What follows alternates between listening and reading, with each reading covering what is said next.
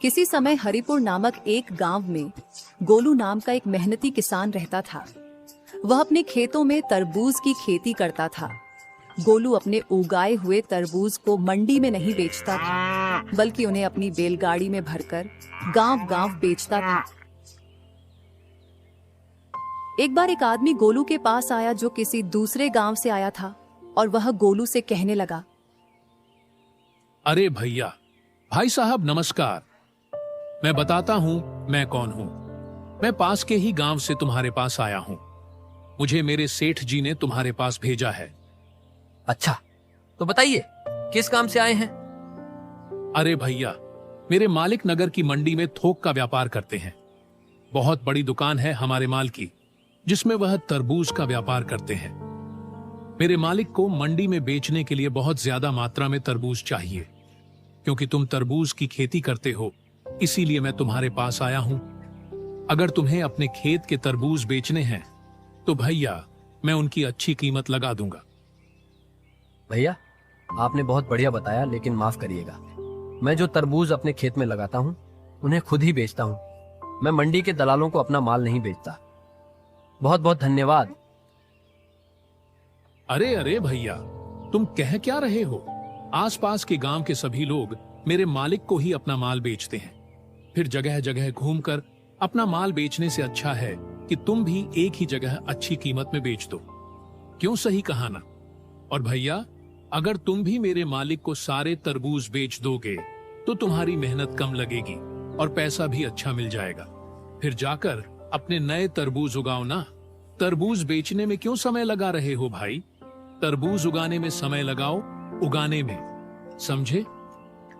देखो भाई, मैं एक किसान हूँ और कड़ी मेहनत करना मेरे लिए कोई नया काम नहीं है। साथ ही साथ पैसा कमाने का लालच भी मुझ में नहीं है, बल्कि लोगों को साफ सुथरा तरबूज कम दामों में बेचना ही मेरा उद्देश्य है। और भैया, मैं इसी से संतुष्ट हूँ। मैं तो यही चाहता हूँ कि मैं अपना तरबूज मंडी में ना बेचकर सीधे लोगों को बेचूं, अब चाहे उसमें मुझे मुनाफा कम ही क्यों ना हो। ईश्वर का दिया हुआ सब कुछ है, मुनाफे और पैसे का ज्यादा लालच नहीं है। और वैसे भी मंडी में जो माल बिकता है वह आम लोगों तक पहुंचते पहुंचते महंगा हो जाता है। इसीलिए मैं अपना तरबूज मंडी में नहीं बेचूंगा। हमें माफ करिएगा भैया, मुझे लगता है कि अब तुम मेरी बात समझ गए होगे और तुम्हें बुरा नहीं लगेगा, है ना? ठीक है भैया, नमस्ते। गोलू के समझाने के बाद रामलाल यह समझ गया कि यहाँ पर दाल नहीं गलने वाली। वह वहां से चला गया।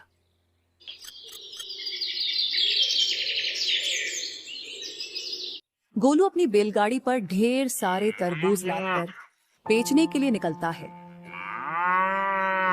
काफी देर बाद वह सूरजपुर नाम के गांव पहुंचता है, लेकिन तब तक अंधेरा हो चुका होता है।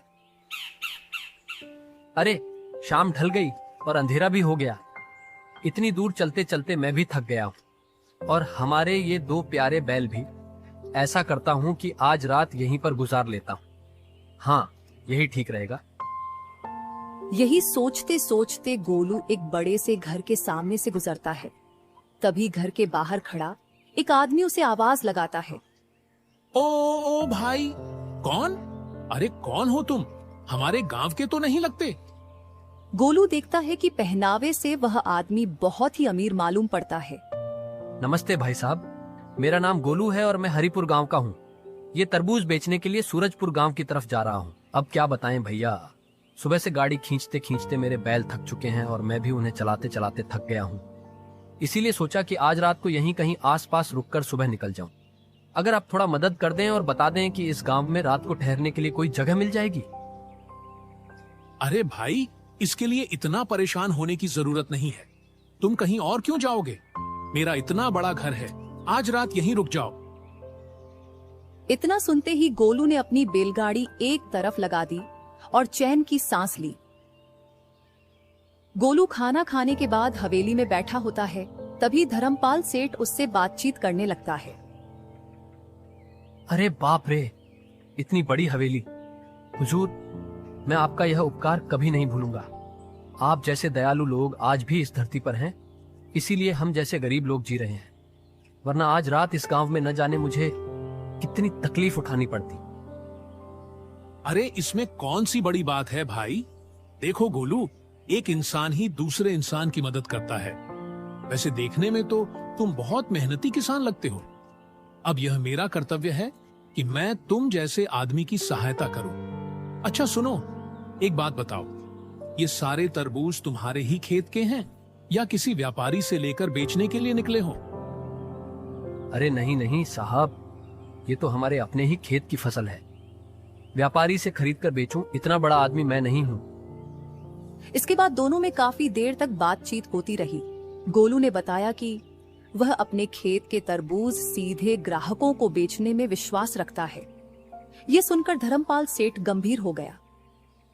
हाँ, आज के समय में तो मंडी के दलाल किसानों से कम दामों में माल खरीदते हैं और फिर उसे जमा करके ऊंची कीमतों पर ग्राहकों को बेचते हैं। बड़े चालाक हो गए हैं ससुरे। इसी वजह से आम आदमी को महंगे दामों पर सामान खरीदना पड़ता है। मुझे तो लगता है कि मंडी के लोगों का यह तरीका बिल्कुल गलत है। आपने बिल्कुल सही कहा साहब, आजकल तो यही सब कुछ हो रहा है और ऐसा ना हो इसीलिए मैं अपने खेत के तरबूज सीधे ग्राहकों को कम कीमत पर बेचता हूँ।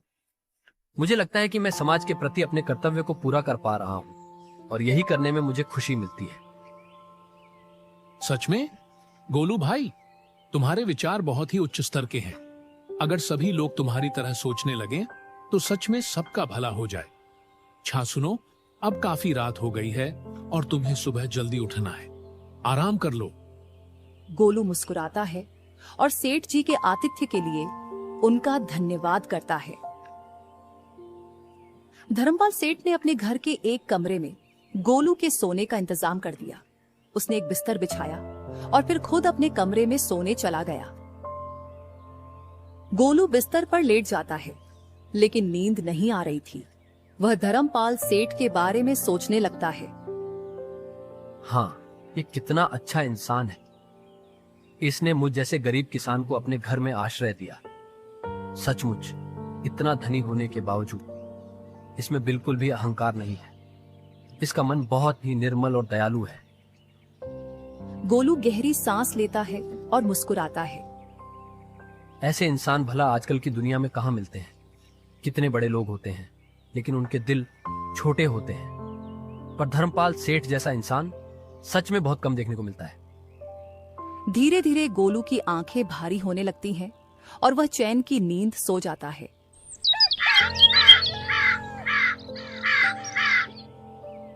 अगली सुबह गोलू जब उठा तो वह फिर से सोचने लगा। हाँ, अच्छा लग रहा है। इस घर के मालिक धर्मपाल सेठ ने मुझे अपने घर में ठहरने की जगह देकर मेरी बहुत मदद की। क्यों ना इसके बदले में मैं इन्हें कुछ तरबूज दे दूं। ये सोचकर गोलू अपने तरबूज के ढेर के पास पहुंचा, लेकिन यह देखकर हैरान रह गया कि ढेर आधा ही रह गया था। अरे ये क्या, मेरे तरबूज कहाँ गए? आधे तरबूज तो गायब ही हो गए। गोलू घबराकर तुरंत धर्मपाल सेठ के पास गया। अरे साहब, मैंने रात को आपके आंगन में जो तरबूज रखे थे उनमें से आधे गायब हो गए। अरे ये क्या हो गया? क्या आपको इसके बारे में कुछ पता है? गोलू की बात सुनकर धर्मपाल सेठ अचानक गुस्से से लाल हो गया। राम राम, बहुत बड़ी गलती कर दी मैंने जो तुम जैसे आदमी को अपने घर में आसरा दे दिया। एक तो मेरे घर में रहे, ऊपर से मुझ पर ही चोरी का इल्जाम लगा रहे हो। गोलू आश्चर्य से देखता रह जाता है, लेकिन सेठ की गुस्से की आग बढ़ती जा रही थी। पहले तुमने मेरा विश्वास जीता, फिर मेरे साथ विश्वासघात किया। मैं तो तुम्हें भला इंसान समझ रहा था, लेकिन तुम तो बहुत ही चालबाज और धोखेबाज निकले। मेरे सो जाने के बाद तुमने मेरे तरबूज चुरा लिए और अब मुझ पर ही इल्जाम लगा रहे हो। वाह वाह, एक तो चोरी की, ऊपर से मुझ पर ही इल्जाम लगा रहे हो। झूठ मत बोलो, चुपचाप मेरे तरबूज लौटा दो, मैं यहाँ से चला जाऊंगा। अच्छा, तो अब तू मुझे धमका रहा है? चुपचाप यहाँ से निकल जा, नहीं तो अपने आदमियों को बुलवाकर तुझे धक्के मारकर बाहर फेंक दूंगा। बहुत देर से तेरी बकवास सुन रहा हूं, लेकिन अब और नहीं सहूंगा। बेईमान कहीं का। धर्मपाल सेठ के धमकाने पर गोलू को समझ आ गया कि अब इससे बात करना बेकार है। वह मन ही मन सोचता है। इससे बात करना बेकार है। गोलू गुस्से में अपने बाकी बचे तरबूज उठाता है और वहां से निकल जाता है। गोलू सीधा गांव के मुखिया जी के पास पहुंचता है और उन्हें सारी घटना विस्तार से बताता है। मुखिया जी, मेरे साथ बहुत बड़ा धोखा हुआ है। मैं रात भर धर्मपाल सेठ के घर में ठहरा और सुबह जब उठा तो देखा कि मेरे आधे तरबूज गायब हो चुके थे। जब मैंने सेठ जी से पूछा तो उन्होंने मुझ पर ही इल्जाम लगा दिया। मुखिया जी गंभीरता से सुनते हैं, फिर सोचकर बोलते हैं। अगर सचमुच तुम्हारे तरबूज धर्मपाल सेठ ने ही चुराए हैं तो मैं अवश्य ही उन्हें वापस दिलवाऊंगा। लेकिन एक बात बताओ, तुम कह रहे थे कि वह बहुत ही अमीर आदमी है, तो फिर कोई अमीर आदमी भला ऐसा काम क्यों करेगा? कहीं ऐसा तो नहीं कि किसी और ने तुम्हारे तरबूज चुराए हों? अरे नहीं मुखिया जी, मुझे पूरा यकीन है कि यह काम उसी आदमी का है। उसके अलावा और कौन चुरा सकता है? ठीक है, पहले उससे बात करनी होगी, तभी कोई फैसला किया जाएगा। गोलू मुखिया जी की बात सुनकर राहत की सांस लेता है, लेकिन अब वह चाहता था कि इंसाफ हो।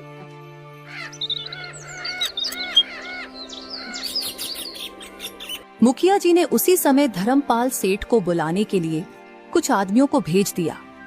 जब धर्मपाल सेठ वहां पहुंचा तो गोलू को वहां देखकर वह तिलमिला उठा। अरे मुखिया जी, मैं एकदम निर्दोष हूं। इस किसान को मैंने देखिए रात को अपने घर में रुकने के लिए आसरा दिया। अरे मेहमान समझकर मैंने कहा, रुक जाओ भैया, ठीक है। रात में बेचारा थका था, इसके बैल थक गए थे। मैंने कहा कोई बात नहीं, और यह निकला एहसान फरामोश कि मुझ पर ही आरोप लगा रहा है। अरे भला मैं इसके तरबूज क्यों चुराऊंगा? मेरे खुद के खेत में अच्छे अच्छे तरबूज उगे हुए हैं, तो भला मैं इसके तरबूज क्यों चुराऊं? अरे मेरे कौन सा कमी पड़ रही है? लेकिन यह ऐसा आरोप मुझ पर क्यों लगा रहा है, ये मुझे समझ नहीं आ रहा है। मैं मानता हूं कि तुम सच कह रहे हो, लेकिन चोरी तुम्हारे ही घर में हुई है, तो तुमने ये चोरी नहीं की, ये बात तुम्हें ही साबित करनी होगी। इसीलिए तुम्हारे खेत में जो तरबूज उगे हैं, उनमें से एक तरबूज तुम यहाँ पर लेकर आओ। धर्मपाल सेठ अपने खेत से तरबूज लाने के लिए चला जाता है। धर्मपाल सेठ के जाने के बाद मुखिया जी एक बार फिर से गोलू से पूरे मामले की जानकारी लेने लगे।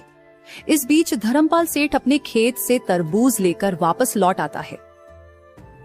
मुखिया ने गोलू की बैलगाड़ी में से एक तरबूज मंगवाया और फिर दोनों तरबूजों को एक साथ रख दिया गया। मुखिया के अलावा वहां पर गांव के कुछ और भी लोग मौजूद थे। मुखिया ने वहीं पर मौजूद एक आदमी की तरफ इशारा करते हुए कहा, ओ लालू, हम इसका नाम लालू और ये तरह तरह की सब्जियों का अच्छा पारखी है। सब्जियों की गुणवत्ता के बारे में ये बहुत अच्छी तरह से जानता है, इसीलिए मैंने इसे यहाँ बुलवाया है ताकि ये दोनों तरबूजों की अच्छे से जांच पड़ताल कर सके। मुखिया जी ने लालू से कहा, लालू, क्या तुम इन दोनों तरबूजों की जांच करके ये बता सकते हो कि ये दोनों तरबूज एक ही खेत के हैं या फिर अलग अलग? दोनों तरबूजों को बड़े ही गौर से देखने के बाद, ठीक है, ये भी हाँ, इसकी बनावट भी ठीक है। हम इसका ऊपरी हिस्सा और नीचे का हिस्सा ठीक से देख रहे हैं। देखिए, मैं साफ साफ बताऊं तो देखने में कोई फर्क नजर नहीं आता है, इसीलिए इनके स्वाद को छक्कर देखना होगा। अगर ऐसा है तो तुरंत इन दोनों तरबूजों को छको और मुझे बताओ। लालू ने एक चाकू से धर्मपाल सेठ के लाए हुए तरबूज को काटा। जैसे ही उसने वह तरबूज खाया, उसे तुरंत जैसे कोई दौरा पड़ने लगा, वह हाथ पैर मारने लगा।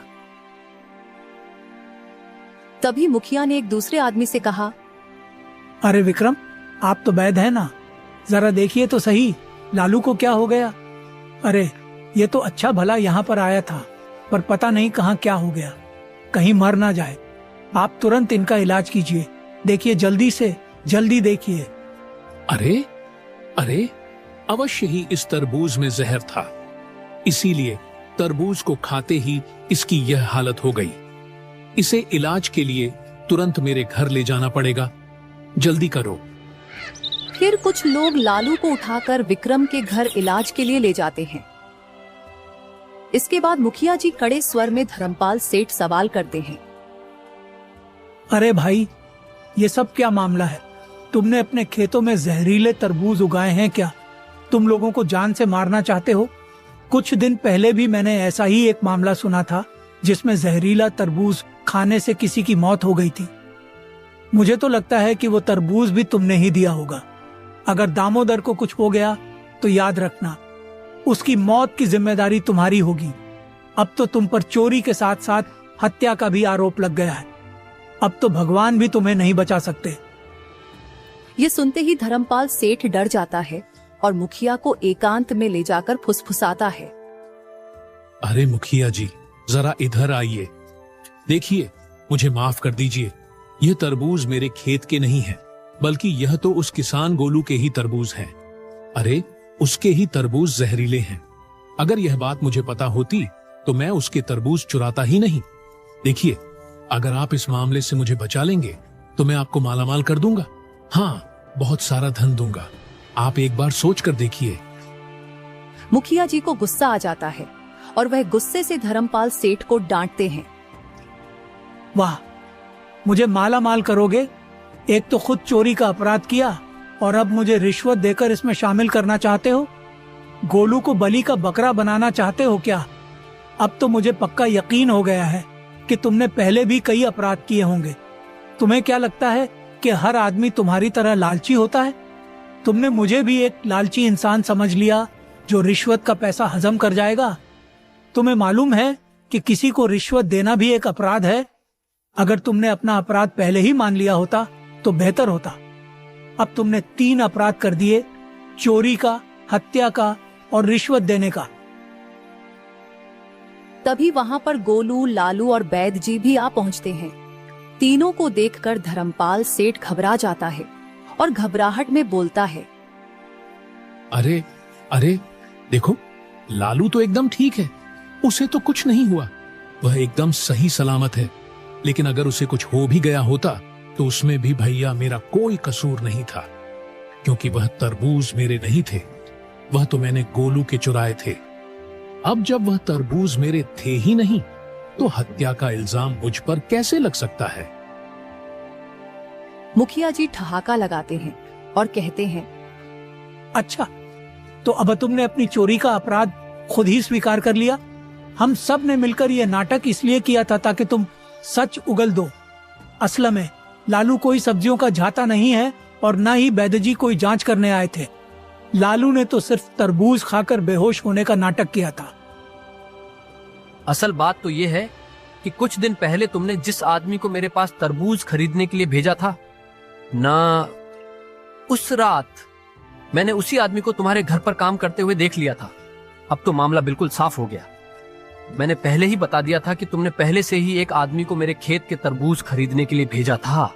लेकिन जब मैंने अपने तरबूज नहीं बेचे तो तुमने मुझे अपने घर पर रोककर सोने के लिए जगह दी और आधे तरबूज चुरा लिए।